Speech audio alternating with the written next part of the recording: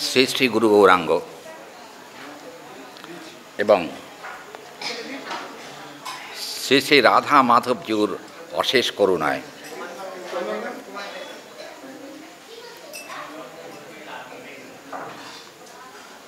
আজকে শ্রী হরিবাসর ব্রততিথি উপলক্ষে প্রতিদিনের ন্যায় আজও সান্ধ্যকালে শ্রীল কৃষ্ণদাস কবিরাজ গোস্বামীপাদ লিখিত গোবিন্দ লীলামৃতম গ্রন্থ অবলম্বনে কি হচ্ছে কি এখানে? আপনাদের কথা বলেন, পাঠার দরকার নেই।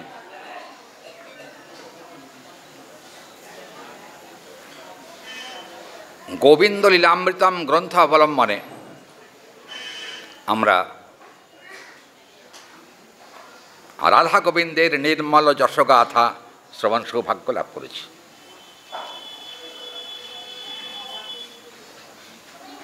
একটু আগিয়ে এসে বসো না, পেছনের ভক্তরা বসছে, একটু আসলে আপনারা আগান।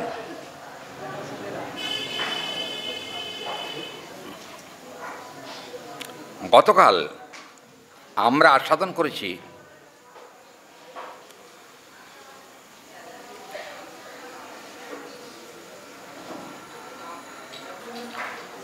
বৃষভানু রাজনন্দিনী শ্রীমতী রাধিকা এবং শ্রী গোবিন্দ জাগরিত তাদের নিদ্রা ভঙ্গ হয়েছে।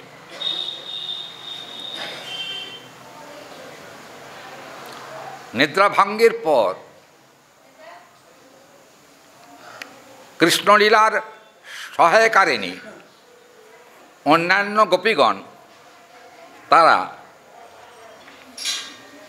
কৃষ্ণকে এবং রাধারানীকে বলতে লাগলেন যে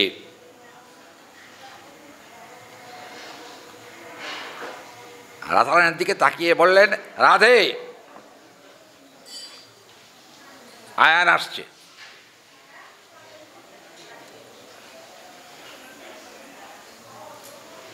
আয়ানের কথা শুনে একটু চমকিত হওয়ারই কথা। রাধারানী একটু চমকিত হলেন। গোবিন্দ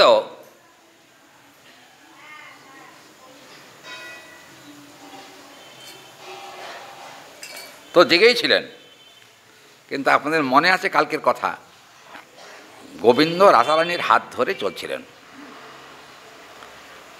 বাঁ হাত দিয়ে ধরেছেন রাধারানীকে, ডান হাতে আছে বাঁশি, যেটি হলো গোবিন্দের সব থেকে নিকটতম সঙ্গী।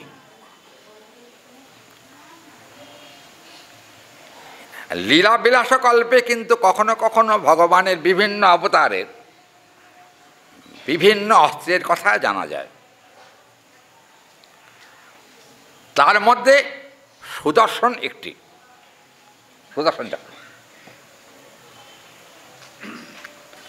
কিন্তু ব্রজলীলাতে কৃষ্ণ কোনোদিন সুদর্শন চক্র ধারণ করেন নাই।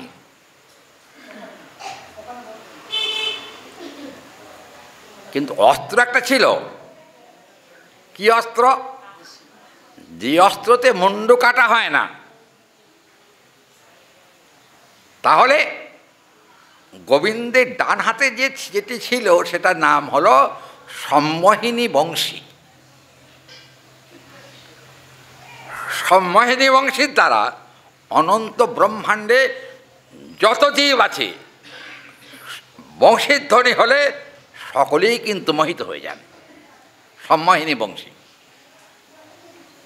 আর একটা কথা, কালকে এসব কথা শুনেছেন আপনারা।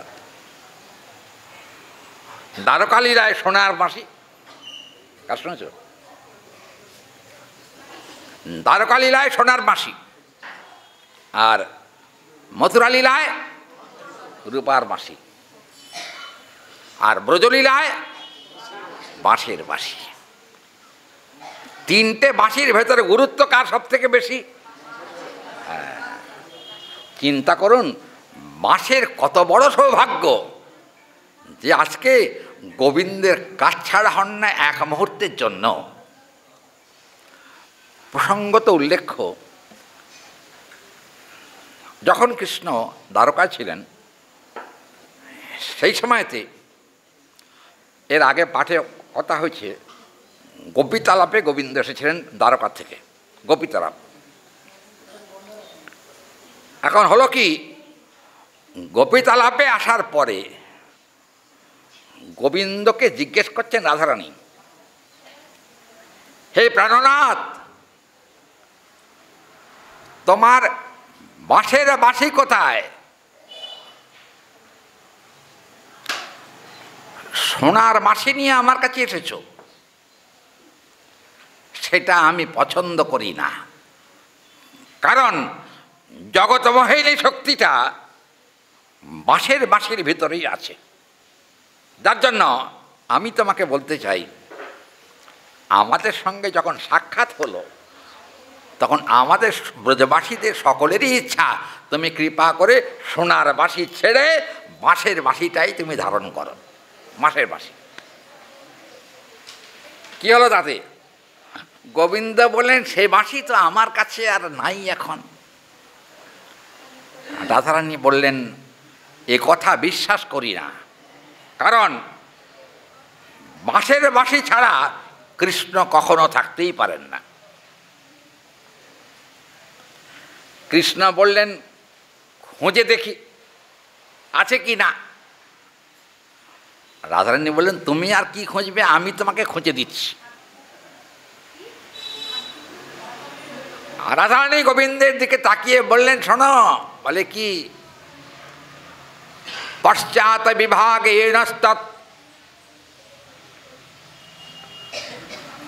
বংশী বাঁশরি সমাচ্ছতে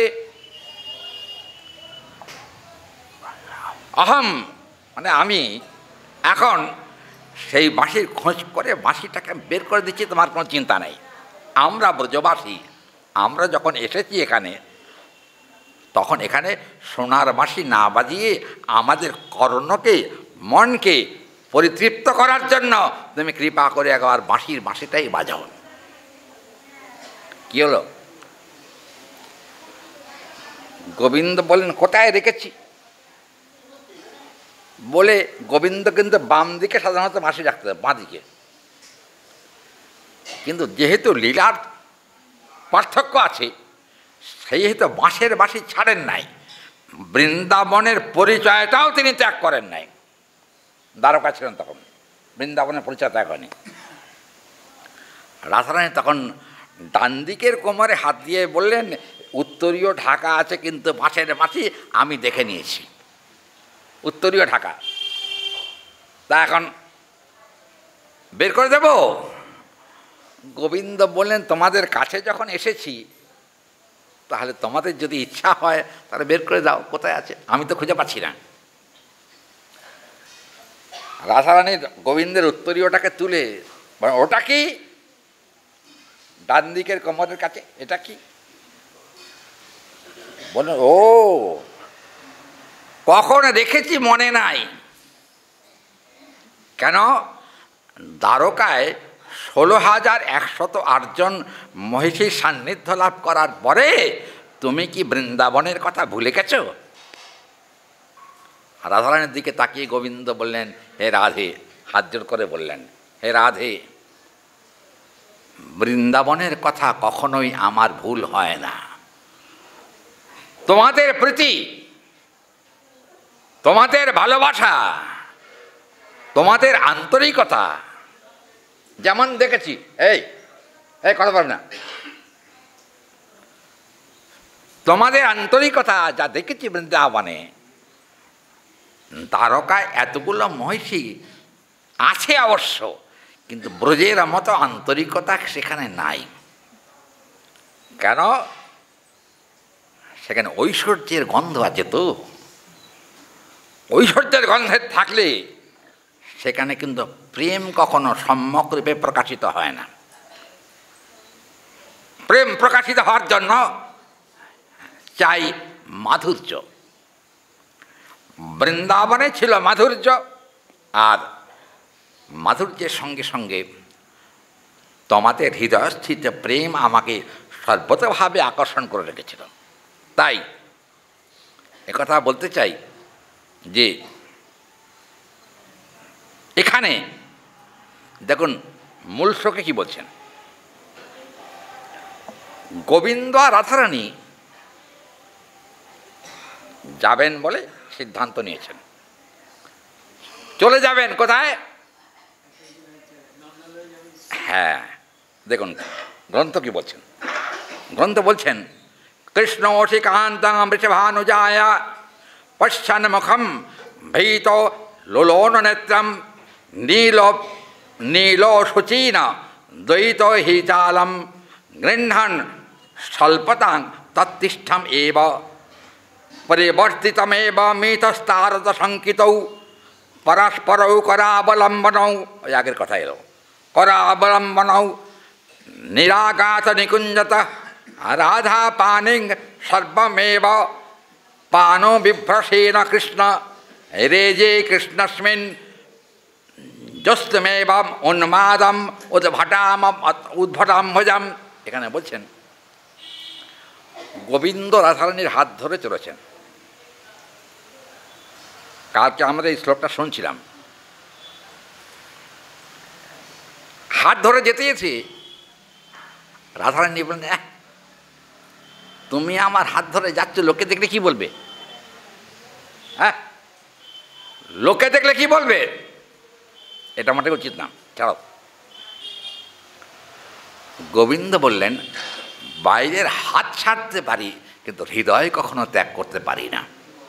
হৃদয় দেখুন, স্মরতোর হৃদয়স্য আমার, কেন বলছেন জানো তো, আমি কে কালো আর কে ফর্সা তা দেখি না, কে সুন্দর কে সুন্দরী তাও দেখি না, কার কত গহনা আছে তাও দেখি না, কার কত ঐশ্বর্য আছে সেদিকেও আমার লক্ষ্য নাই। লক্ষ্য কোথায়? বুকের দিকে, এখানটায়। এখানে কি আছে? এখানে আছে প্রেম। ভক্তি কথাটা ঠিক প্রসঙ্গের অনুকূল নয়।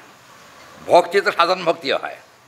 হ্যাঁ, হৃদয়ে ভরা প্রেম যদি আমি দেখতে পাই, তাহলে আমি ভগবান সর্বস্ব পরিত্যাগ করে সব কিছু ছেড়ে আমি তার পিছনে পিছনে ছুটতে থাকি, যার প্রেম আছে। কিন্তু প্রেমের অভাব যদি হয়, কোটি কোটি টাকা থাকলেও আমি কখনো তার পিছনে যাই না। প্রসঙ্গত উল্লেখ করছে শ্রীমদ্ ভাগবত নবম স্কন্ধে অম্বরীশ উপাখ্যানে অম্বরীশ মহারাজের কিন্তু নববিধা ভক্তি সম্যক রূপে যাচনা করেছিলেন। ওই যে নববিধা ভক্তি কি কি?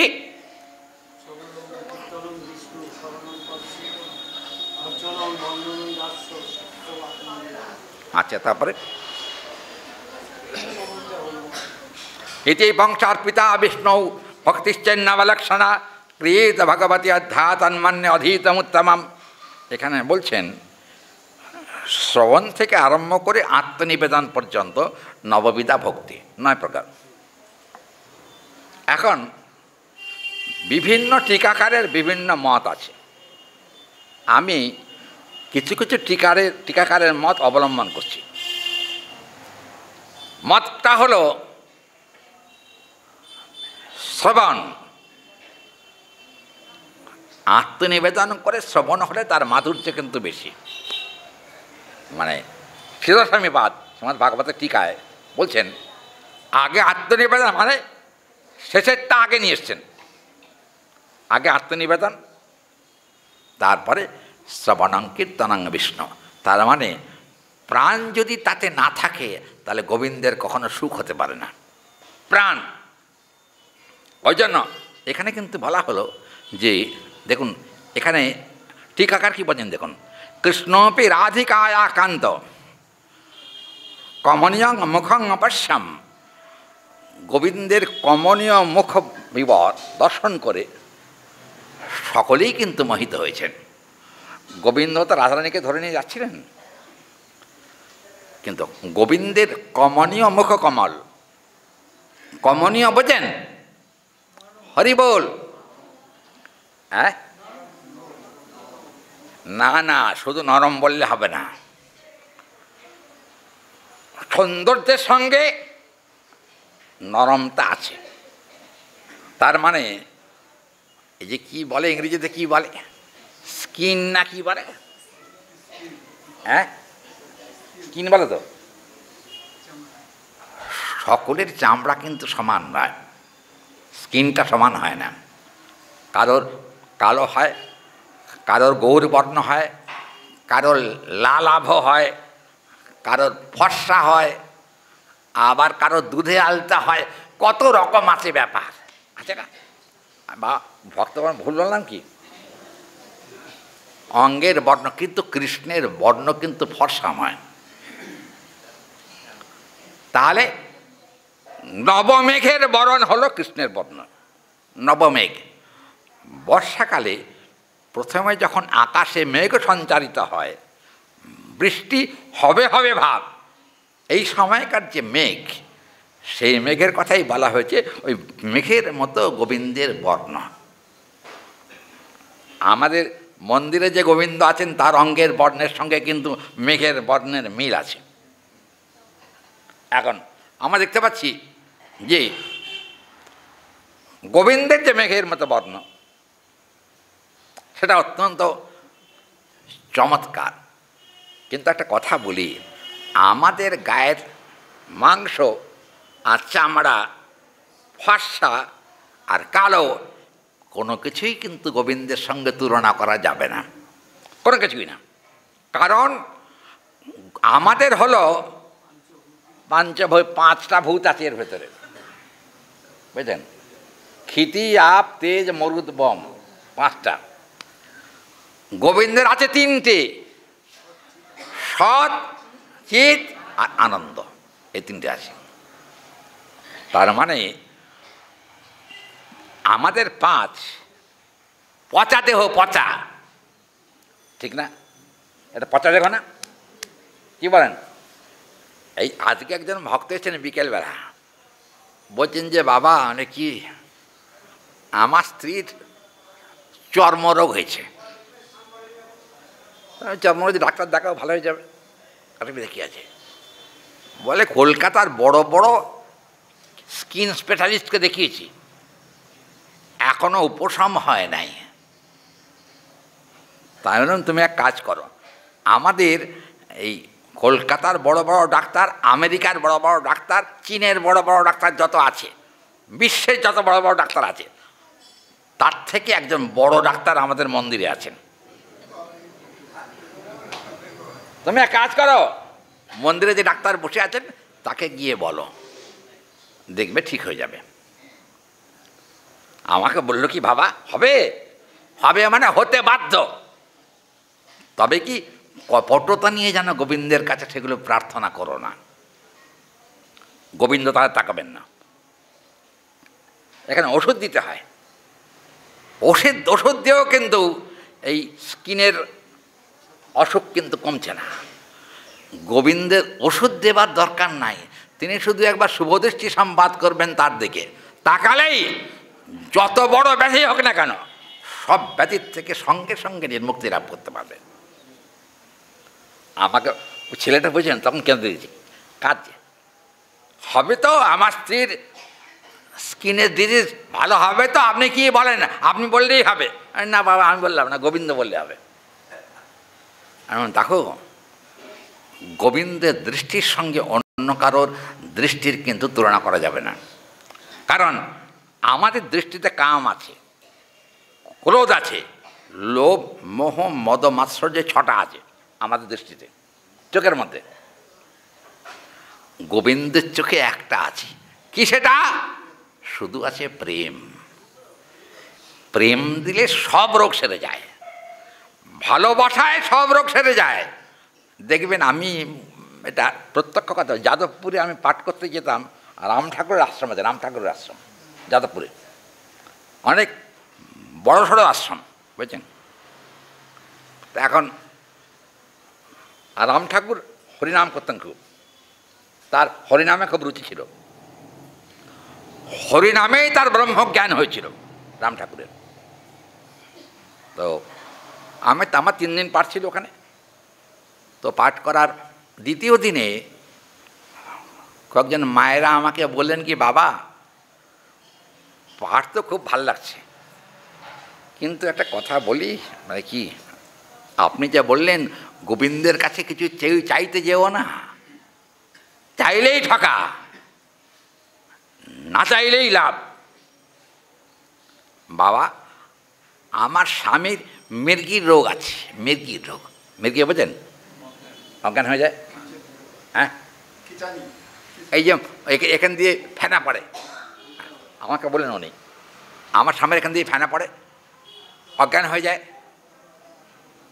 18-20 মিনিট থাকে, তারপর আস্তে আস্তে সুস্থ হয়ে যায়। কিন্তু কোথায় কখন হবে তার কোনো নিশ্চয়তা নেই। একবার হেঁটে যাচ্ছিল, লরির সামনে তার অজ্ঞান হয়ে গেছে, লরিকে যাচ্ছিল পাশ দিয়ে। কিন্তু আমি জানি না কি করে আমার স্বামী বাঁচল। দেখলাম লরি পাশ কাটিয়ে চলে গেল, আমার স্বামী পড়ে রইল, হাত পা ছুটছে আর গেঁজা বেরোচ্ছে। পরে আমি জানতে পেরে, লোকমুখে আমাদের বাড়ির কাছাকাছি, উনি বললেন, তাড়াতাড়ি গিয়ে দেখি পড়ে আছে চোখ বুজে রাস্তার মধ্যে। কত গাড়ি পাশ দিয়ে যাচ্ছে, কিন্তু একটা গাড়িও কিন্তু তার গায়ের উপর দিয়ে যাচ্ছে না।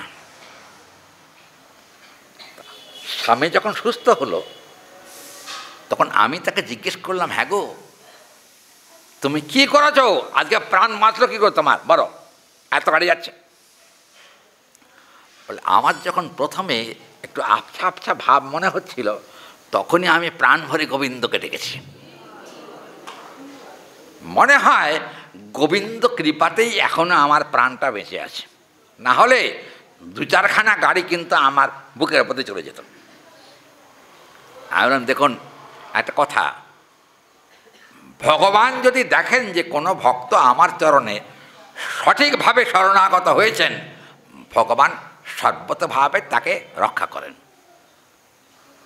দেখবেন গীতার কথা, কৌন্তেয় প্রতিজানিহি নমে ভক্ত্যা প্রণশ্যতি, আমার ভক্তের কখনো বিনাশ নাই। ভগবানের নিজের শ্রীমুখের কথা, আমার ভক্তের বিনাশ নাই। কেন? যদি কখনো বিনাশ হতে যায়, আমি তাকে হাত ধরে টেনে রক্ষা করে থাকি। এটা হলো ভগবানের কথা। পিছনে কেন কথা মা? আস্তে আস্তে, ও জায়গা কম হয়ে গেছে, বুঝতে পারছে না, জানিয়েছ নাকি? আচ্ছা, এখানে কিন্তু কয়েকজনকে পাঠিয়ে দিতে পারতেন, এদিকে জায়গা আছে, সামনের দিকে জায়গা আছে, আসতে পারেন।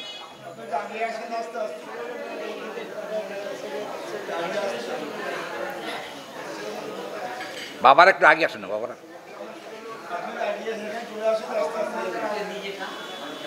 আপনার বাবা একটু আগান।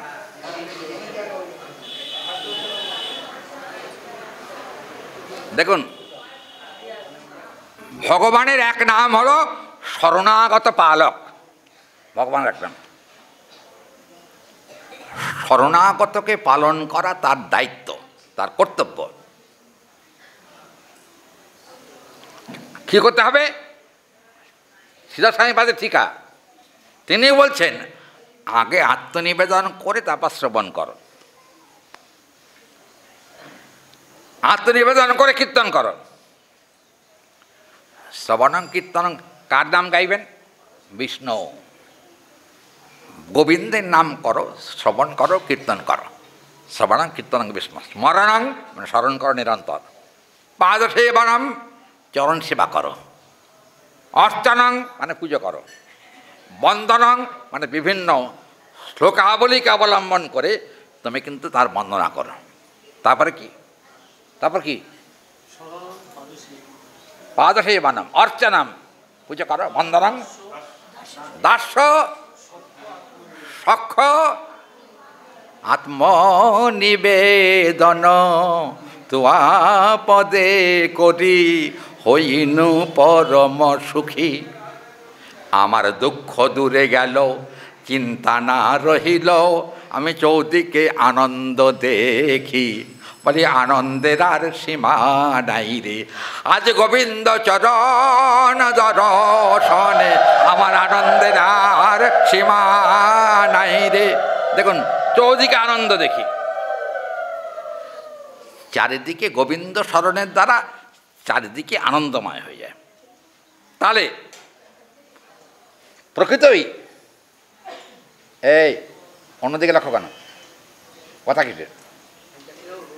হ্যাঁ, ফ্যান পরে চালা, একটু গরম হলেও ঘাম হচ্ছে পাটে, তা একটু হয়েছে, কিন্তু এ আবার ঠান্ডা লেগে যাবে, নাহলে রোজ পাঠ করতে পারবো না।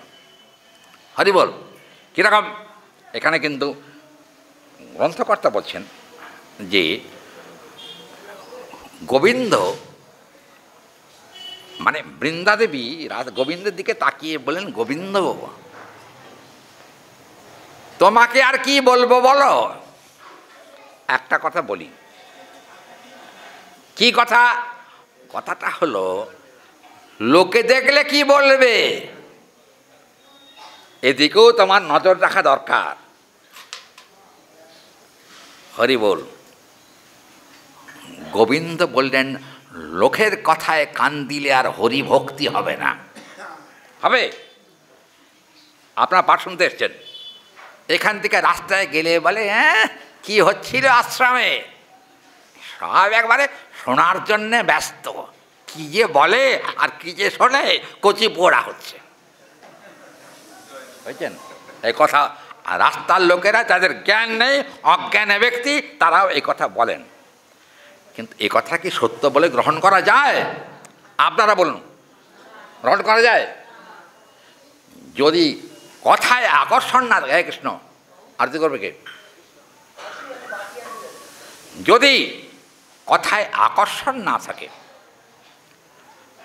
গোবিন্দের যদি আকর্ষণ না থাকে, কেন আপনারা এসছেন? কি বলেন?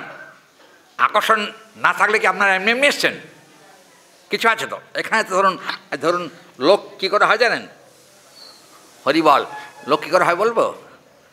ভালো ভালো খেতে দিলে লোকের ভিড় জমে বেশি, ভালো ভালো। কিন্তু আমরা তো এখানে ভালো ভালো খেতে দিই না, দিতে পারি না, আমরা তো ভিখারি লোক, কিচ্ছু নাই। তাহলে ভালো ভালো খাবারের লোভ নয়, এখানে হরিকথার থেকে বড় লোভ আর কিছু নাই। শাস্ত্র কি বলেন? তত্র লোল্লমে বিমল্লমে কালাম জন্ম কোটি সুকৃতের ন লভ্যতে। কোটি কোটি জন্মেও সেই লোভ জন্ম হয় না। হরিকথায় যারা লোভ হয়, কৃষ্ণ কীর্তনে যারা লোভ হয়, এমন লোভ যদি হয় তাহলে জানতে হবে কোটি কোটি জন্মের পূর্ব সুকৃতি না থাকলে কখনো হরিকথায় বা কৃষ্ণ কথায় লোভ জন্মায় না। ওই জন্য কিন্তু এখানে গ্রন্থকর্তা বললেন যে গোবিন্দ রাধারানীর হাত ধরে যাচ্ছেন বটে, কিন্তু লোকচক্ষের আড়ালে করলেই ভালো, ঠিক নাকি? লোকে দেখলে খারাপ বলবে। গোবিন্দ বললেন, আমার ভক্ত যারা হয় তারা কখনো লোকচক্ষুর কথা চিন্তা করে না। কি করে? এই যে হরিবল, এটা আমার কথা বলি। আমি তখন সারেঙ্গাবাদ হাই স্কুলে পড়ি, ক্লাস 10-এ। তখন এখন হয়েছে কি, আমার কিছু বন্ধু বান্ধব ছিল শয়তান, বুঝেছেন? আমাকে বলে কি, হ্যাঁ রে তুই গলায় কি খাটিয়েছিস, গলায় কি খাটিয়েছিস, এটা কি?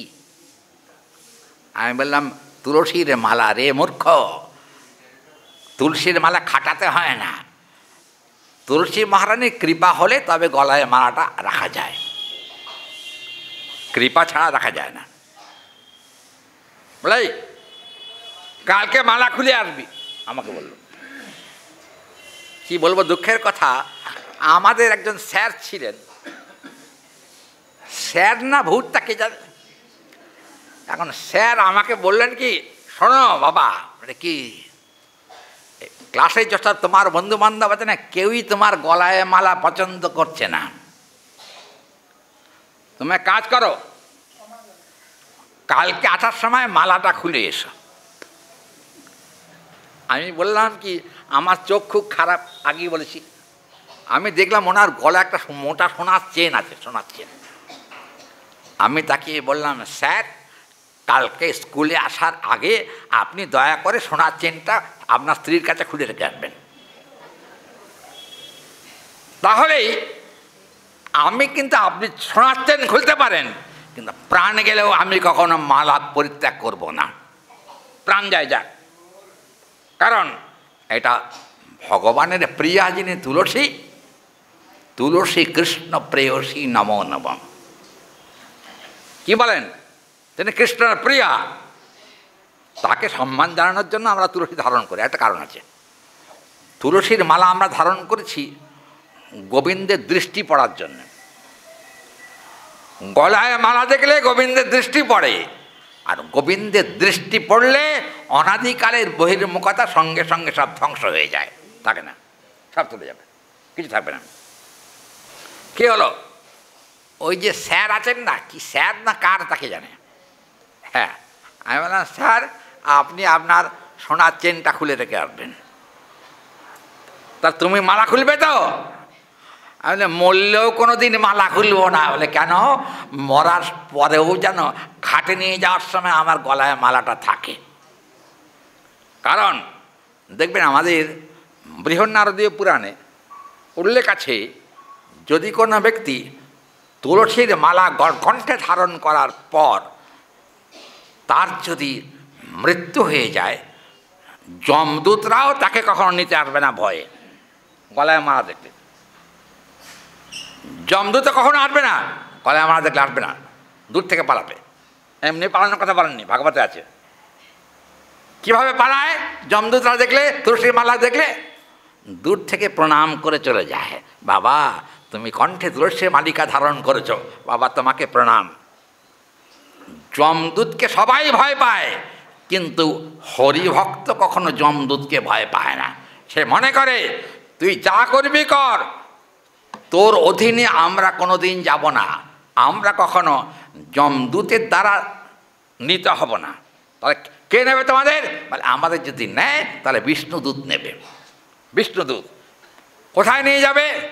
যমদূত নিয়ে গেলে জমালয়ে নিয়ে যাবে, আর বিষ্ণুদূত নিয়ে গেলে গোবিন্দ চরণে নিয়ে যাবে।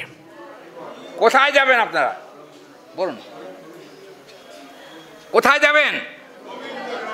জমালয়ে, গোলকে যাবেন, তাই তো? যদি গোলকেই যেতে চান তাহলে কিন্তু এখানে একটা কথা বলা চমৎকার। এই শ্লোকে এখানে বলা আছে মালিকা সম্ভ্রান্ত লক্ষণম। হরিবল, ভক্তের সম্ভ্রান্ততার লক্ষণ হলো কণ্ঠে তুলসী মালিকা। সম্ভ্রান্তের লক্ষণ মানে বুঝেন, বড় লোক দেখলে খানিকটা বোঝা যায় এ টাকাওয়ালা, তাই না? বোঝা যায় না? পূর্ণিমাশা টাকাওয়ালা দেখলে বোঝা যায় না? বড় টাকা আছে অনেক, বোঝা যায়। কেন জানেন? ওরে বাবা, আমি বুঝেছেন তখন পণ্ডিত জওহরলাল নেহরু বেঁচে ছিলেন। সেই সময় আমি একবার জওহরলাল নেহরুকে দেখতে গেছিলাম কলকাতায়, উনি এসেছিলেন, দেখতে গেছিলাম। গিয়ে দেখি এক ভদ্রলোক বুঝেছেন বুট জুতো পরেছে, তার মধ্যে সোনার কারুকার্য করা, সোনার কারুকার্য বুট জুতোর মধ্যে। আমি তখন চিন্তা করে দেখলাম এই ব্যাটার পায়ে সোনা দিয়েছে কেন, কারণটা কি? তো উচিত না। জওহরলাল নেহরুকে দেখতে গেছিলাম, জওহরলাল নেহরুকে দেখলাম, একটু প্রধানমন্ত্রী তখন দেখলাম, দেখে ঠেকে ফিরছি, ওই লোকটা আমার কাঁধে এসে হাত দিয়েছে, কাঁধ। দাদা আপনার বাড়ি কোথায়? আমি তো আপনার দাদা কবে হলাম? আমার তো পায়ে বাবা বুট জুতোও নাই, আমি হাওয়াই চটি পরে এসেছি প্রধানমন্ত্রীকে দেখতে, বুট জুতোও নাই, আর এই জুতোতে সোনার কারুকার্য করাও নাই। কি করে হলাম দাদা, হলাম কি করে? তো উনি বললেন না না, এটা একটা মর্যাদা দেওয়ার জন্যই দাদা বললাম। আমাকে বললেন বাড়ি কোথায়? আমাদের বাড়ি ঘর নাই। হ্যাঁ, বাড়ি ঘর নেই? কোথায় বাস করেন? আমি গুরুদেবের মঠে থাকি। গুরুদেবের মঠে থাকেন? বলে হ্যাঁ। আচ্ছা, খুব ভালো। গুরুদেবটা কে? তা আমি আমার গুরুদেবের নাম বললাম। উনি বললেন, আচ্ছা আচ্ছা, কোনো সময় আমি ওনার নামটা শুনেছি বলেই মনে হয়। এই যে শোনেন, একটা কথা বলি, আপনার গুরুদেবকে আমি দেখেছি বলে মনে পড়ে, কিন্তু দেখতে খুব একটা ফর্সা না, আমার মতো না। উনি বললেন ওনার মতো ফর্সা নয়। আর দেখুন, তিনি যে রাজ্যের লোক, ফর্সা আর কালো সে রাজ্যে বিচার হয় না। বিচার হয় একটা, সেখানে গায়ের রং দেখে বিচার হয় না, সেখানে কিন্তু বিচার হয় হৃদয়ের দিকে তাকিয়ে। আপনার স্ত্রী আছে তো? স্ত্রী আছে মানে কি বলবো জানেন, কি আমার 3 জন স্ত্রী আছে। মানে বলে বাবা, 3 জন স্ত্রী, আপনাকে প্রণাম। তাহলে 3 জন স্ত্রীকে ম্যানেজ করেন কি করে? বলে টাকা থাকলে সব ম্যানেজ হয়ে যায়। টাকা টাকা। আমি চিন্তা করে দেখলাম, টাকাতে কখনো ম্যানেজ হয়? হিংসা কখনো টাকা দিয়ে কেনা যায়? কি হরি বল? কি মায়েরা আমার কথা রাগ করবেন না।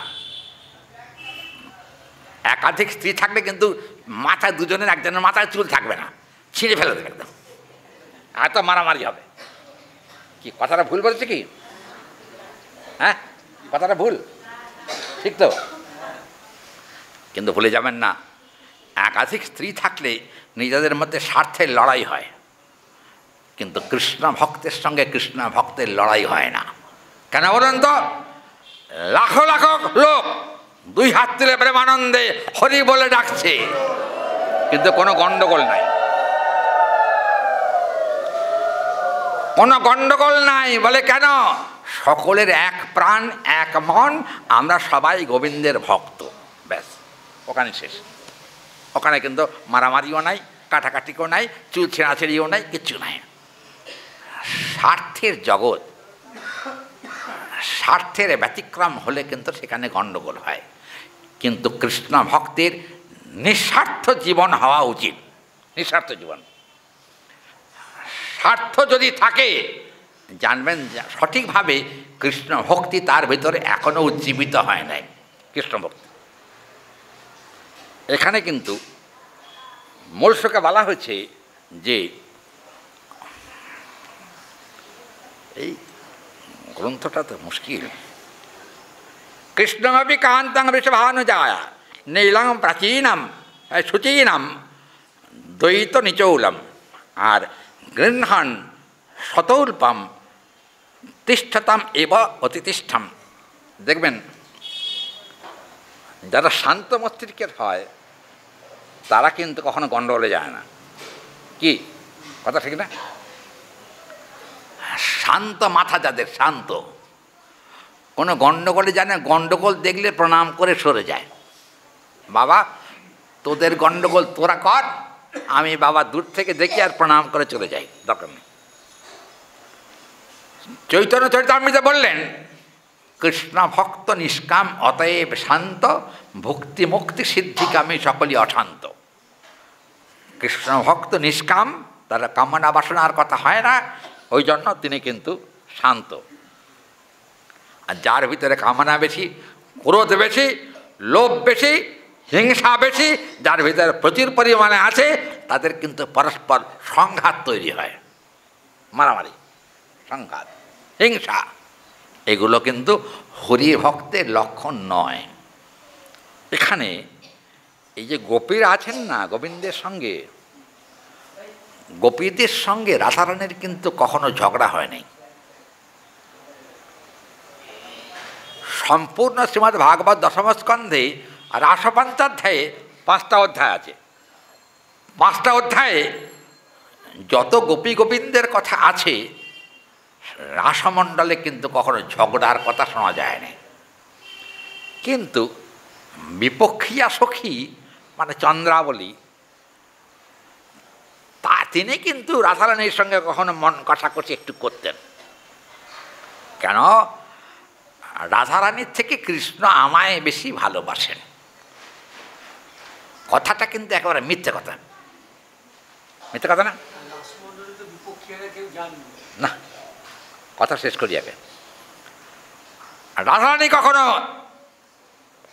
হিংসা করেননি তাকে।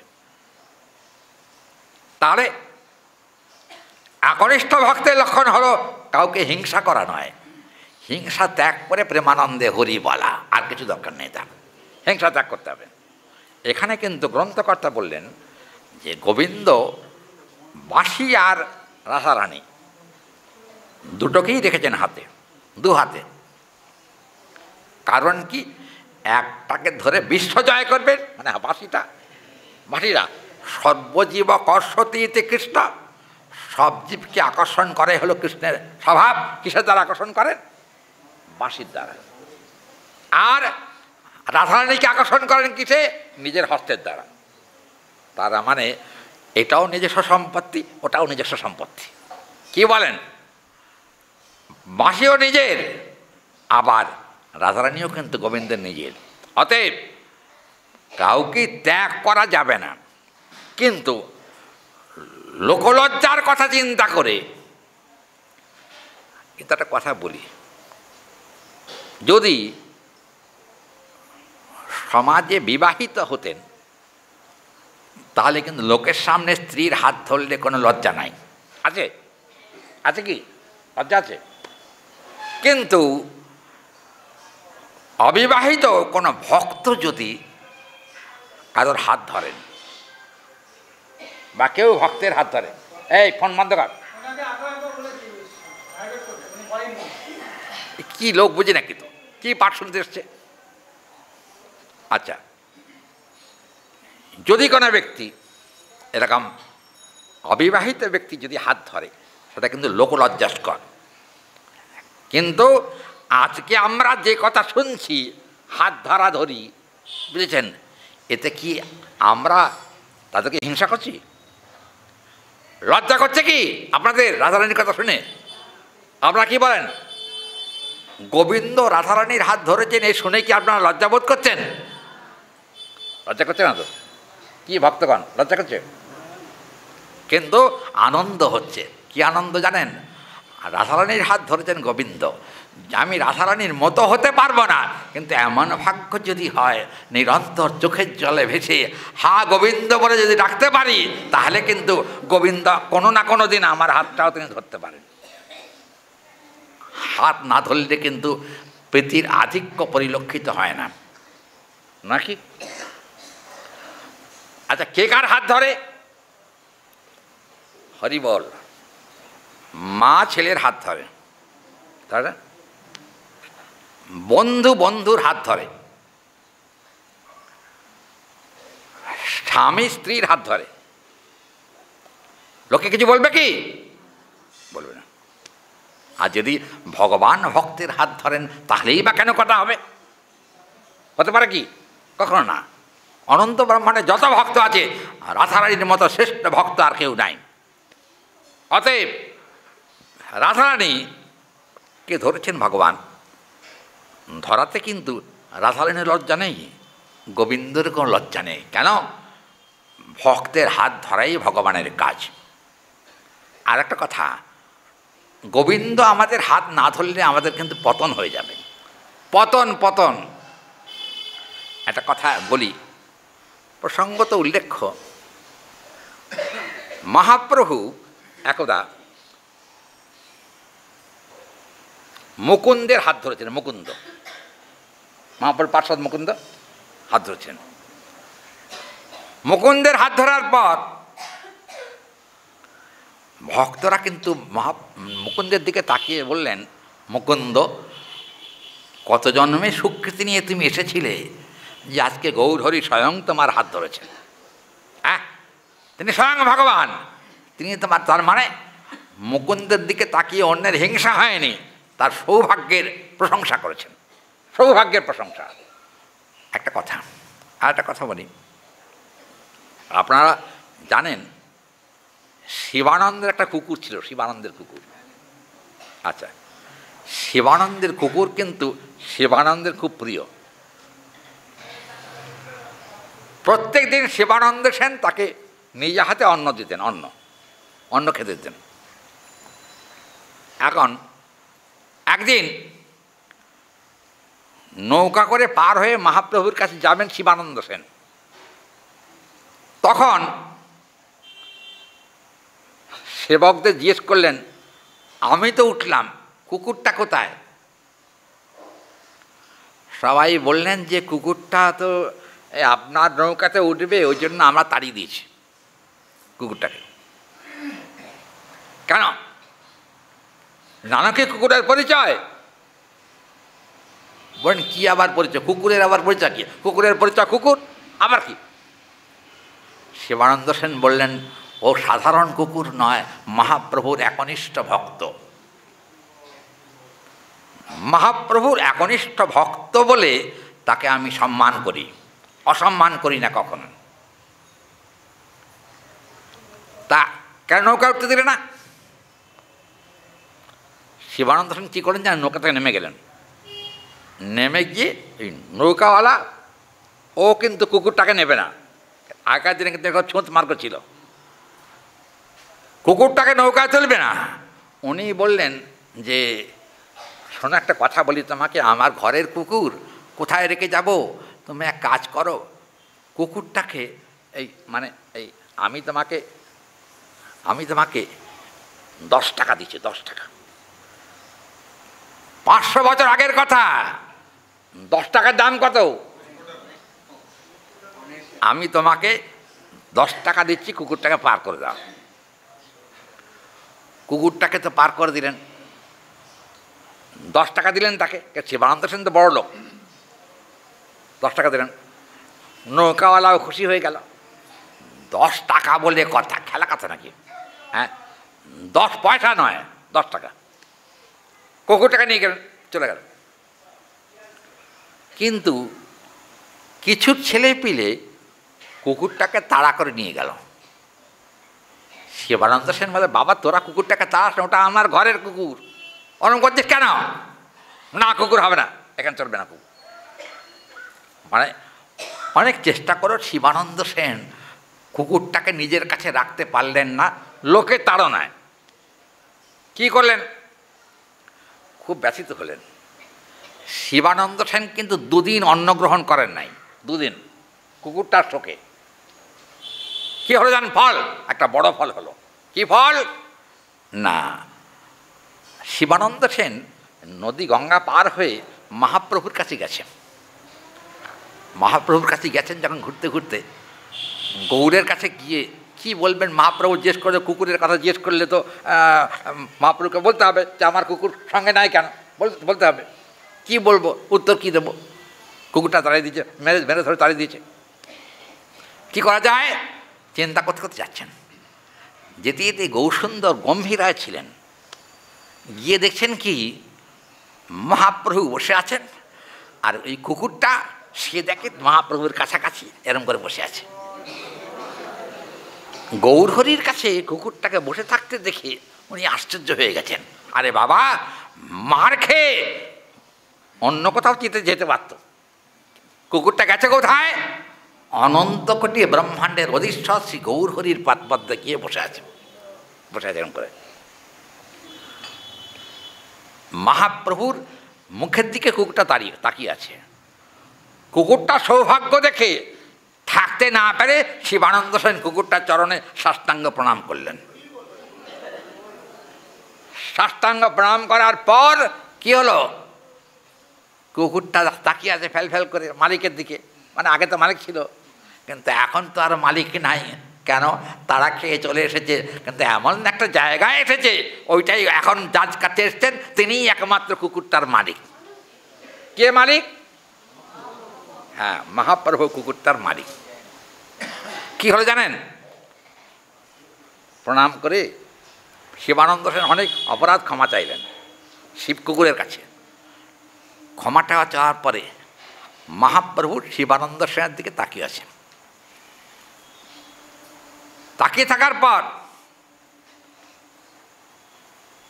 শিবানন্দ সেন বললেন, প্রভু কুকুরটা কি তোমার কাছেই থাকবে না আমার কাছে আসবে? তুমি কুকুরটাকে জিজ্ঞেস করো, তোমার কাছে যাবে না আমার কাছে থাকবে। ও বাবা, কুকুরকে গিয়ে হাত জোর করে জিজ্ঞেস করলেন যে আমার কাছে ফিরে যাবি তো? কুকুরটা মাথা নেড়ে বলল, আর যাব না। কেন যাবি না আমার কাছে? মুখ দিয়ে তো কথা বলতে পারে না। তখন কুকুরটার দিকে তাকিয়ে দেখলেন কুকুরের দুই চোখ বেয়ে জল পড়ছে। কান্না দেখে শিবানন্দ সেন বললেন, আমার সঙ্গে তোমাকে আর যেতে হবে না। তাহলে কি করবি? ওই কুকুরটা তখন মহাপ্রভুর দিকে তাকিয়ে বোঝেন, আমি এখানেই থাকবো, তোমার সঙ্গে আর যাব না। কেন যাবি না? তোমার সঙ্গে গেলে তাড়া খেতে হয়, কিন্তু গৌরহরি চরণে এলে আর তাড়া খেতে হয় না। কি হলো? হরি বল। মহাপ্রভু চরণে এসে আর তাড়া খেতে হবে না। কি করা যায়? তার কি করবি? মহাপ্রভু বললেন, শিবানন্দ ওই এসেছে, থাক না, যখন ওর মন চাইবে তোমার কাছে যাবে, অসুবিধা, আমার তো আপত্তি কিছু নেই। মহাপ্রভু শিবানন্দ সেনের দিকে তাকিয়ে বললেন, শোনো, তোমার কুকুর কিন্তু সাধারণ কুকুর নয়, দেখবে সাধারণ কি অসাধারণ। শিবানন্দ সেন বলেন, যদি দয়া করে আপনি দেখান তাহলে খুব ভালো হয়। আচ্ছা শোনো, দেখো, হ্যাঁ কুকুর নাকি, বলো হরি বলো, কৃষ্ণ বলো। কুকুর তখন সামনের পা দূরে তুলে দিয়ে কৃষ্ণ কৃষ্ণ কৃষ্ণ কৃষ্ণ বলতে আরম্ভ করছেন। কুকুরের মুখে কৃষ্ণ নাম, চৈতন্য চরিতামৃতে দেখবেন, কুকুরের মুখে কৃষ্ণ নাম। কুকুরের মুখে কৃষ্ণ নাম করার পরে শিবানন্দ সেনের দুই চোখ দিয়ে জল পড়ছে, আর নিজে মনে মনে ভাবছেন, হায় রে, কুকুর জন্ম লাভ করে সে যদি মহাপ্রভুর সামনে কৃষ্ণ নাম করতে পারে, আমরা কিন্তু প্রাণ ভরে চোখের জলে হাগৌর বলে ডাকতে পারি না এখানে পর্যন্ত, এমন আমাদের দুর্ভাগ্য। কি হলো? কিন্তু একটা অদ্ভুত ঘটনা ঘটে গেল পরের দিন। কি ঘটনা? শিবানন্দ সেন রাত্রিবেলা নিজের ঘরে চলে গেছিলেন। পরের দিন সকালবেলা কুকুরটাকে দেখবেন বলে তাড়াতাড়ি করে এসছেন। হঠাৎ এসে দেখছেন মহাপ্রভুর কাছে কুকুরটা নাই। প্রভুকে জিজ্ঞেস করলেন, কুকুরটা কোথায়? মহাপ্রভু তাকিয়ে বলেন, শিবানন্দ, তোমার পোষা কুকুর এসে যাত্রার কাছে ছিল না তো, তোমার কাছে ছিল। তুমি একনিষ্ঠ কৃষ্ণ ভক্ত, আমার পার্শ্বদ, অতএব কুকুর কোথায় গেছে জানো? বলে কোথায়? বলে কুকুর গতকাল রাত্রে কৃষ্ণ নাম করতে করতে বৈকুণ্ঠ গমন করেছে। হরি বল, বৈকুণ্ঠ গমন তার মানে দেহ ত্যাগ করে সে নিত্য দেহে চলে গেছে গোবিন্দ চরণে। কি বলেন? কুকুর জন্ম লাভ করে তার কত বড় ভাগ্য হচ্ছে, মহাপ্রভুর সাক্ষাৎকার হয়েছে, মুখে কৃষ্ণ নাম কীর্তন করছেন। মহাপ্রভু লীলার একটা বৈশিষ্ট্য প্রকাশিত হলো, সেটা হলো কুকুরকেও তিনি কৃষ্ণ নাম করিয়েছেন। কুকুরকে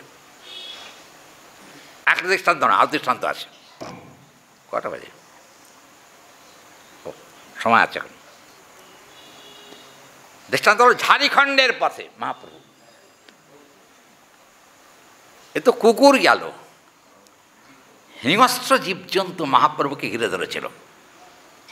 কিন্তু মহাপ্রভু ঝাড়খণ্ডের বনপথ দিয়ে তিনি কিন্তু হাত দুটো তুলে প্রেমান বল্লভ ভট্ট সঙ্গে ছিলেন, দুই হাত তুলে প্রেমানন্দে কৃষ্ণ কেশব কৃষ্ণ কেশব কৃষ্ণ কেশব পাহি মাম, রাম রাঘব রাম রাঘব রাম রাঘব রক্ষ মাম, হরে কৃষ্ণ কৃষ্ণ কৃষ্ণ হরে হরে, হরে রাম রাম রাম হরে হরে। কৃষ্ণ কীর্তন করতে করতে মহাপ্রভু আছেন। দেখলেন সঙ্গে যারা ছিলেন দেখে তার চক্ষু একবার চড়ক গাছ। কি? সবাই দেখছেন বন্য শূকর, ব্যাঘ্র, সিংহ, সাপ, হরিণ সবগুলো এসে মহাপ্রভু যে পদবিক্ষেপ মানে চরণ পড়ছে না, আগে চরণ পড়ছে, পেছন চরণটা আছে, হঠাৎ দেখা গেল গৌরসুন্দরের চরণ প্রান্তে সব বিরুদ্ধপক্ষীয় প্রাণীগুলো সব এক জায়গায় হয়ে তারাও কিন্তু গৌরহরির সঙ্গে সামনের দুটা পা তুলে প্রেমানন্দে হরি বলে কীর্তন করছেন। কি হলো?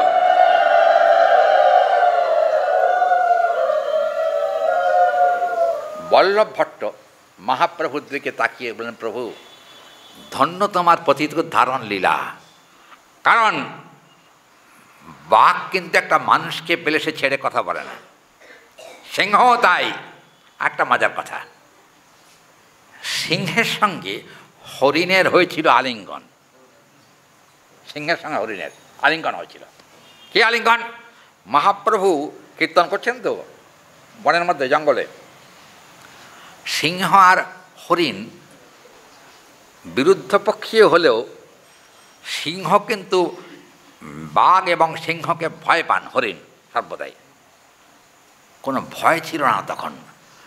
কৃষ্ণ কীর্তনের প্রভাবে হরিণ আর সিংহ দুজনে মিলে একসঙ্গে আলিঙ্গন দিতে আরম্ভ করলেন। হরি বল। সিংহ আর হরিণে কখনো আলিঙ্গন হয়? কখনো হয় না। হ্যাঁ, খাদ্য খাদক সম্পর্ক। হরিণকে পেলে সিংহ কিন্তু ছেড়ে কথা কইবে না। আজকে কিন্তু সেই সম্পর্ক নাই। যার যার বিরুদ্ধপক্ষীয় ভাবনা তিরোহিত হয়ে তাদের সকলের ভেতরেই একটা ভাবের প্রকট হয়েছিল। কি ভাব? মানুষ হোক অথবা পশু হোক, হরিণ হোক কিংবা ব্যাঘ্র হোক, আমরা ভিতরে কিন্তু কৃষ্ণ দাসত্বই বিদ্যমান রয়েছে। কৃষ্ণ দাসত্ব। এই জন্য বিরোধিতা নাই, হিংসা নাই, পরশ্রীকাতরতা নাই, কিছু নাই। কি আছে? শুধু প্রেমের আবেদন আর নিবেদন, এইটা আছে। কি হলো? প্রেমের প্রভাবে সকলেই কিন্তু আনন্দিত। হিংসা তারা ভুলে গিয়েছিল। দেখুন মহাপ্রভু, এই যে এখানে আমরা দেখতে পাচ্ছি রাধারানী কে হাত ধরে নিয়ে গোবিন্দ যাচ্ছেন।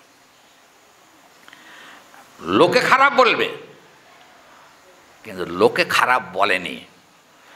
যদি লোকে খারাপ বলতো তাহলে কিন্তু এই গ্রন্থটা আর লেখা হতো না। ঠিক না কথা? কবিরাজ গোস্বামী এত কষ্ট করে এই গ্রন্থটাকে প্রণয়ন করেছেন, যেখানে 700-এরও বেশি শ্লোক আছে এই গ্রন্থে। আমরা কিন্তু 100 শ্লোক এখনো শেষ করতে পারিনি। আজকে 16 দিন হয়ে গেল, তাই তো? এখন এই আজকে কটা দিন যদি আমার শরীর ভালো থাকে তাহলে পরপর প্রসঙ্গ আস্বাদন করবার ইচ্ছা রয়েছে। কী হলো তাতে?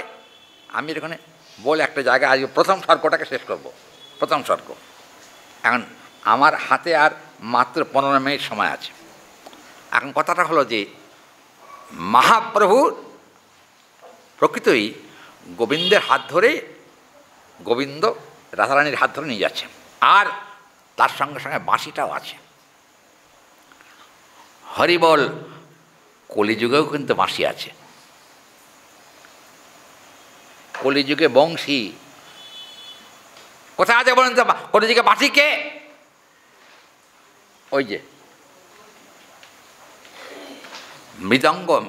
কলিযুগে বাঁশি কিন্তু মৃদঙ্গ রূপে প্রকাশিত হয়েছে।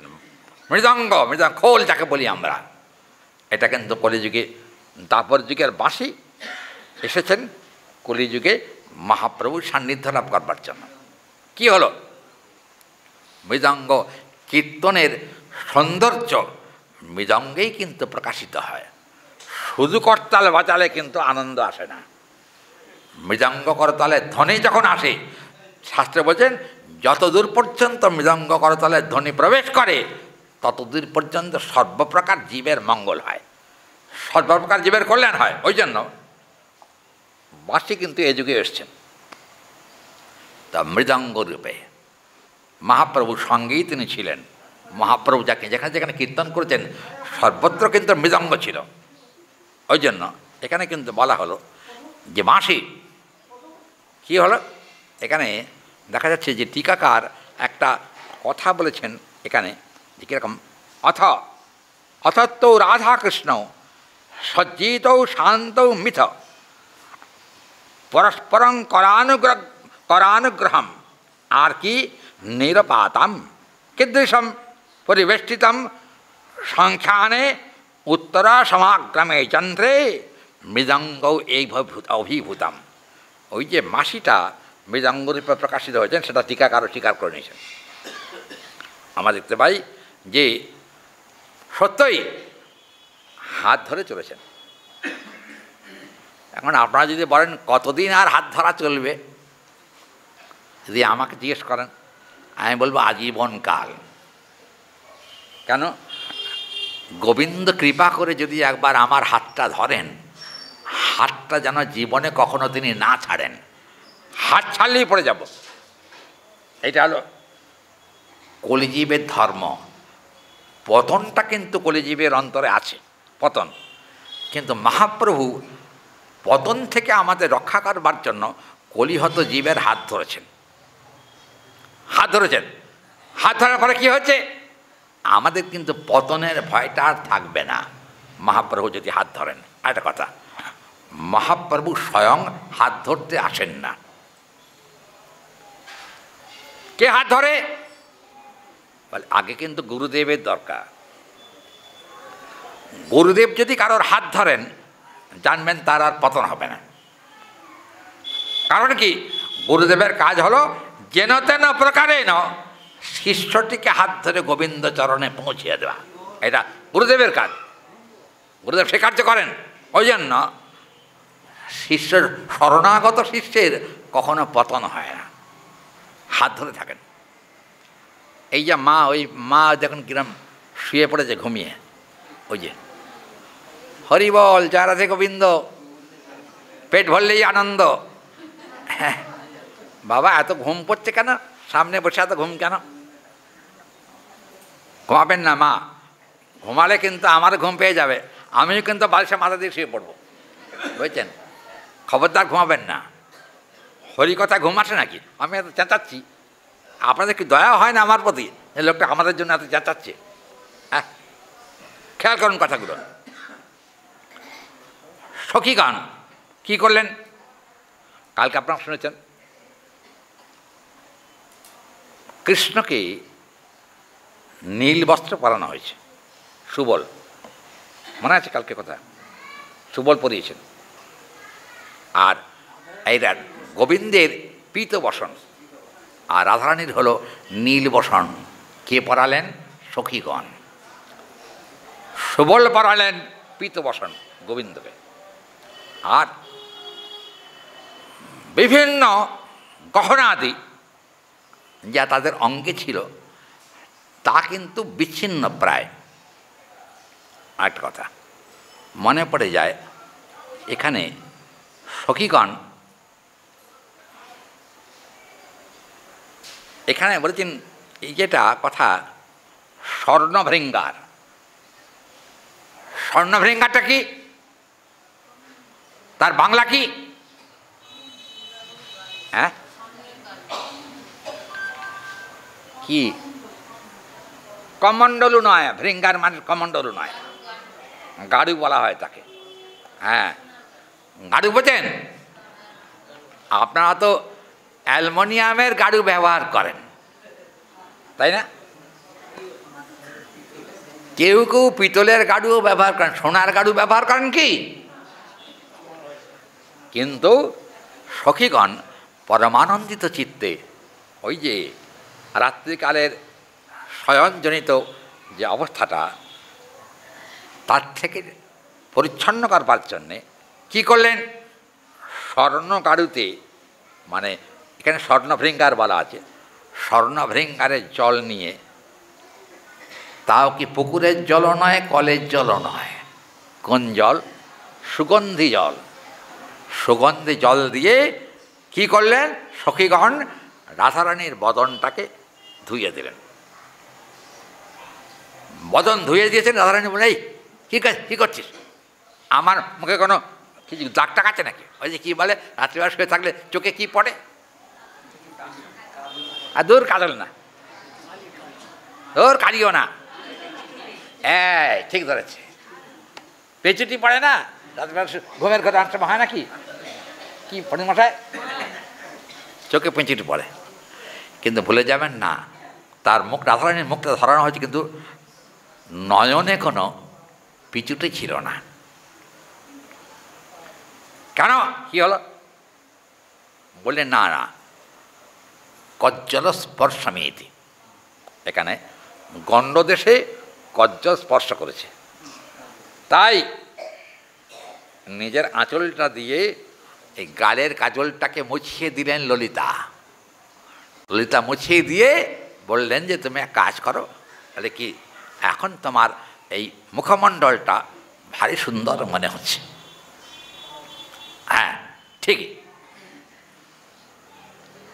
কিন্তু গোবিন্দের দিকে তাকিয়ে দেখা গেল গোবিন্দের অঙ্গের পুষ্পমাল্যটা বিমর্দিত। মানে এই যে গোলাপের মালা দেখছি না, গোলাপের মালা না এটা, এই গোলাপের মালাটা যদি এরম করে, এ ভালো, দেখতে ভালো, এটাকে যদি এরম করা যায় কী হবে? নষ্ট হয়ে যাবে না? কথা কয় না কেন? নষ্ট হবে না? বিমর্দিত মাল্য সৌন্দর্যহীন হয়ে যায়। গোলাপের সৌন্দর্য তখন আর থাকবে না বারবার যদি এরকম করা যায়। গোবিন্দের কণ্ঠে যে পুষ্পমালিকা ছিল, ফুলের মালা, সেটা কিন্তু বিমর্দিত। ললিতা তাড়াতাড়ি এসে গোবিন্দের চাপ লাগা মালা কী করলেন? মালাটা খুলে নিলেন। খুলে নিলেন। আচ্ছা, গোবিন্দ কিন্তু বনমালা ছাড়া কখনো থাকেন না। একটা মালা খুলে নিলেন, ললিতা সদ্য গাঁথা আর একটা মালা নিয়ে গোবিন্দের কণ্ঠে দুলিয়ে দিলেন, গোবিন্দের গলা দিয়ে দিলেন মালাটা। গোবিন্দের গলায় দিয়ে দেওয়ার পরে কি হলো? গোবিন্দ তখন বাঁ হাত দিয়ে মালাটা ধরে, গন্ধ আছে কেন দেখছেন? ফুলের গন্ধ কি না, এখানে কিন্তু বলছেন প্রেম গন্ধপি। এটা প্রেম দিয়ে গাঁথা নাকি লোক দেখানোর জন্য লোক দিয়ে গাঁথা? আমরা বেশিরভাগ ক্ষেত্রে কিন্তু লোকের গাঁথা মালা পরি বা ঠাকুরকেও পরাই। কী বলেন? বাজারে পয়সা দিলে কিন্তু মালা কিনতে পাওয়া যায়। কিন্তু জানবেন, রজনীগন্ধা বা গোলাপের মালা না হলেও চলে, যদি নিজের গাঁথা মালা হয় তাহলে কিন্তু গোবিন্দ তাকে প্রাধান্য বেশি দেন, বেশি প্রাধান্য দেন। কেন? নিজে হাতে মালা গেঁথে পরালে তার গুরুত্বটা অনেক বেশি, তার মধ্যে হৃদয়ের ভক্তিটাই বিরাজিত থাকে, হৃদয়ের ভক্তি প্রেম মালার সঙ্গে থাকে। কিন্তু কেনা মালাতে ভক্তিও নাই, প্রেমও নাই, কি আছে? শুধু পয়সার বিনিময়। পয়সার বিনিময়ে মালা আর ভক্তের হাতে গাঁথা মালা দুটো এক নয়। কি করলেন সখীরা? গোবিন্দের কণ্ঠে যে মালাটা দুলিয়ে দিলেন, ওটা কিন্তু কোনো জায়গা থেকে ক্রয় করা নয়, কেনা নয়। কোথাকার মালা? নিজে হাতে গাঁথা মালা। ওই জন্য যারা নিত্য সেবা করেন তাদের উচিত গাছের থেকে ফুল তুলে নিয়ে এসে নিজের হাতে মালা গেঁথে গোবিন্দকে পরানো উচিত, এইটা কথা। এই জন্য এখানে কিন্তু বলা হচ্ছে যে তারা গোবিন্দের মালা পরানো হলো, রাধারানী গণ্ডদেশ পরিষ্কৃত হল। কিন্তু রাধারানীর কণ্ঠে একটি হার ছিল, হার। সে হারটি কখন কোথায় খুলে পড়ে গেছে খুঁজে পাওয়া যায় নাই। কুঞ্জের ব্যাপার তো, এ তো পুষ্পকুঞ্জ, এ তো আর হাত দিয়ে ডেকোরেশন করে কুঞ্জ নয়, প্রকৃতিজাত। রাধারানীর গলার হারটা কোথায় খুঁজে পাওয়া যাচ্ছিল না। সখীদের দিকে, বিশাখার দিকে তাকিয়ে বলেন, হ্যাঁ বিশাখে কি আমার গলার হারটা কী হলো রে? দেখছি না তো, দেখ কোথায় খুলে ফেলেছিস, দেখ তুই দেখ। এ কথা কিন্তু রাধারানীকে বললেন না। দেখুন, জড়জগতের জীবের সঙ্গে এই জায়গাটা তফাৎ। জড়জগতে মালা যখন, হার যখন হারিয়েছে, বোঝকে যাও তুমি, আমরা কি করতে পারি? সখীরা বললেন, সে কি রে, হারটাকে খুঁজে পাচ্ছিস না? বলেন না, খুঁজে পাচ্ছি না। তখন বললেন, আচ্ছা ঠিক আছে ঠিক আছে, আমরা খুঁজে আনছি। কুঞ্জে তন্ন তন্ন করে খোঁজা হলো, হার পাওয়া গেল না। কিন্তু অদ্ভুত একটা ঘটনা ঘটেছে। সখীরা তাকিয়ে দেখছেন গোবিন্দ কিন্তু মুচকে মুচকে হাসছে। গোবিন্দ মুচকে মুচকে হাসি দেখে সখীরা অনুমান করলেন হারটা বোধহয় গোবিন্দের কাছেই আছে, যাবে কোথায়? নাহলে হাসে কেন? চিন্তা করুন, প্রিয়ার যদি হার হারিয়ে যায় তার প্রিয়র তো কষ্ট হয়। কষ্ট নয়, গোবিন্দ হাসছেন মুচকে মুচকে। কি করলেন জানেন? হরি বল। হঠাৎ আচমকা মানে গোবিন্দ একটুখানি মুচকে মুচকে হাসছিলেন, হঠাৎ চিত্রা নামনি সখী সে এসে গোবিন্দকে এক ধাক্কা মেরে দিয়েছেন। যেই ধাক্কা মেরেছেন গোবিন্দ একটু সরে গেছেন, এরকম করে সরে যেতেই চরণটা যেই উঠেছেন দেখি চরণের নিচে রাধারানীর হাতটা অবস্থান করছে, চরণের নিচে। সখীরা তখন বললেন, কি ওরে বাবা, তুমি কিন্তু যে চুরি বিদ্যাটা এখনো তুমি ছাড়ো নাই, চুরি বিদ্যা। কেন দেখবেন বলে রাধারানীর হার পর্যন্ত চুরি করেছ? শাস্ত্র কিন্তু এ কথাকে স্বীকার করেননি। ব্রজে বসন্তং নবনীত চৌরম গোপাঙ্গনানাং দুকুল চৌরম অনেক জন্মার্জিত পাপ চৌরম চৌরাগ্রগণ্যং পুরুষং নমামি। হে চৌরাগ্রগণ্য পুরুষ, মানে এক কথায় বলি, অত সংস্কৃতের মধ্যে যাব না, এই চোরের রাজা চৌরাগ্রগণ্যম, তুমি চোরের রাজা। বলে কেন? ব্রজে বসন্তং নবনীত চৌরাম, বৃন্দাবনে তুমি মায়ের কাছে নবনীত চুরি করে খেয়েছ, ননি চুরি করে খেয়েছ। গোপাঙ্গনানাং দুকুল চৌরম, ব্রজগোপীগণের অনুকূল আর প্রতিকূল দুটো দিক তুমি চুরি করেছ। হ্যাঁ, হরি বল। আচ্ছা, আমাদের তাতে কি? হরি বল।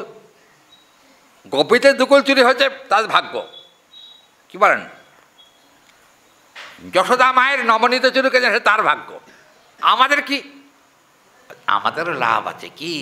অনেক জন্মার্জিত পাপ চৌরম, আমাদের জীবনের জন্মার্জিত যে পাপ, প্রাণ ভরে যদি গোবিন্দ নাম কীর্তন করা যায় সব পাপ চুরি হয়ে যায়, কোনো পাপ আর তাকে স্পর্শ করবে না। তাহলে অনেক জন্মার্জিত পাপ চৌরম। এখানে শেষকালের চরণে গিয়ে বললেন চৌরাগ্রগণ্যং পুরুষং নমামি। চোরকে কেউ প্রণাম করে? কি বলেন? শ্লোকটা বলা হলো চৌরাষ্টক, তার থেকে বলা হলো। আচ্ছা, আপনারা কি চোরকে প্রণাম করেন? হরি বল। বাবা চোর, তুমি এসেছো দয়া করে, আমার ঘরে যা আছে তুমি বাবা নিয়ে যাও, তোমাকে প্রণাম। বলেন কি? কিন্তু এখানে উল্টো ক্রিয়া হয়েছে। কি বললেন? চৌরাগ্রগণ্যং পুরুষং নমামি। যিনি শ্লোকের রচনাকার তিনি বলছেন, হে চৌরাগ্রগণ্য পুরুষ, তুমি চোরের রাজা হলেও অনন্ত কোটি ব্রহ্মাণ্ডের জগতের সব চুরি হয়, কিন্তু পাপ কেউ চুরি করতে পারে না। অনেক জন্মার্জিত পাপ চৌরাম, তুমি আমাদের জন্মান্তরের পাপ তাপ সব চুরি করেছো যখন, হে চৌরাগ্রগণ্য পুরুষ, তোমার চরণে আমি সাষ্টাঙ্গ শত শত কোটি ধন্যবাদ প্রণাম জানাচ্ছি। কী হলো? অনেক জন্মার্জিত পাপ চৌরাম চৌরাগ্রগণ্যং পুরুষং নমামি। তাহলে চৌরাগ্রগণ্য পুরুষকে প্রণাম করি, এ কথা কিন্তু বলা হলো এখানে। কিন্তু এখনও রাধারানীর হাত ছাড়েন নাই। কিন্তু ভেবে তো ছিলাম যে আজকে প্রথম সর্গটা শেষ করব, কিন্তু প্রথম সর্গের আরও 13টা শ্লোক বাকি আছে, বুঝছেন? চেষ্টা করব আগামীকাল শ্লোক ধরে বলে তাড়াতাড়ি শ্লোকের দিকে এগিয়ে যাওয়া চেষ্টা করব। আপনারা শুধু কেবলমাত্র আমাকে আশীর্বাদ করবেন, আপনাদের আশীর্বাদে যাতে প্রাণ ভরে যে কদিন বাঁচি সে কদিন হরিকথাই যেন বলতে পারি। আর একটা কথা আমার মনে একটা বাসনা আছে, হরিকথা বলতে বলতেই যেন আমার প্রাণটা যায়। এইটা হলো অন্তরের একমাত্র আকাঙ্ক্ষা। এটা যদি আপনাদের কৃপা হয় তার সাথে সম্ভব হবে।